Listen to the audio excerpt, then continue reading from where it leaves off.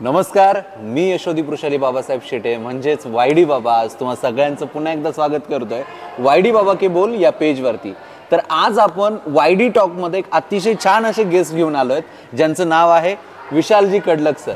विशालजी कडलक यांना भरपूर जण ओळखतात, पण खास करून आमचे अहिल्यानगरमध्ये यांची एक वेगळीच ओळख झाली आणि ती म्हणजे खास करून संगमनेरमध्ये. आता आपण जाणून घेणार आहोत एक असा विद्यार्थी ज्याचा प्रवास, शैक्षणिक प्रवास ते आज वयाच्या 22व्या वर्षी सर चांगल्या प्रकारे अर्निंग करणारा व्यक्ती म्हणायला तर हरकत नाही.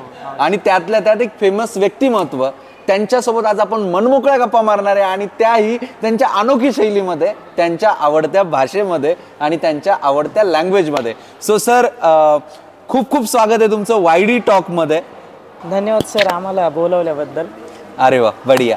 सो वेळ न घालवता आपल्या पॉडकास्टला सुरुवात करूयात. सर, पहिला प्रश्न, आणखीन एक गोष्ट, सोशल मीडियामध्ये आता म्हणजे मला काही ऑफर आल्या आहेत, काही बँगलोरच्या कंपनीज होत्या, समजा त्यात हे नाही का आपण म्हणतो गॅम्बलिंगच्या कंपनीज, त्यांनी मला लिटरली म्हणजे इन फ्रंट ऑफ कॅमेरा मी सांगेल ही गोष्ट खोटी नाही आहे, तुम्हाला वाटत असेल आम्ही आमचे स्क्रीनशॉटही देऊ शकतो, सरांना पण आलेले आहेत, मला पण आलेले आहेत. याच्या आधी येण्याआधी आमचं डिस्कशन झालं की काही ज्या गॅम्बलिंगच्या कंपनीज आहेत त्या आम्हाला अक्षरशः लाख लाख रुपयाची स्पॉन्सरशिप द्यायला तयार होतात, 50-50 हजारची एक रील बनवण्याची द्यायला तयार होतात.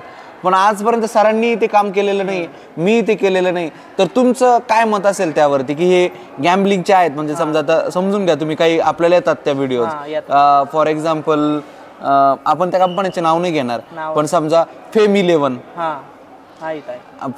फॉर एक्झाम्पल, नाव थोडं चेंज करून घ्या, तुम्हाला माहिती आहे नाव कळालंय, तुम्ही कमेंट मध्ये टाकून द्या. त्यानंतर बाबा सर्कल 11 असे जे काय येतात, तर मग अशा वेळेस तुम्ही त्यांना काय बोलाल?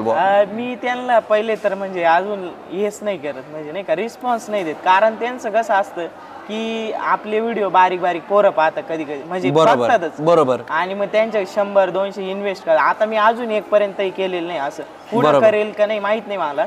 पण मग आता सध्या म्हणजे पैशाच्याच मागं लागलं पाहिजे अशी गोष्ट नाही, कारण नुसतं पैसाच नाही कमवायचं, आपल्याला सगळंच घ्यायचंय, म्हणजे प्रेम पण कमवायचे, फेम तर भेटतीच आपल्याला, बरोबर. मग ती कंपन्या हवे तेवढे पैसे देतात, म्हणजे आणि आपण जर एखाद्या प्रॉडक्टची ऍड केली तर ते ठीक आहे, पण ते प्रॉडक्ट पण जेन्युइन पाहिजे. म्हणजे एखादं फेक आहे प्रॉडक्ट, त्याची ऍड केली म्हणजे आपल्या ऑडियन्सवरती त्याचा परिणाम होतो असं.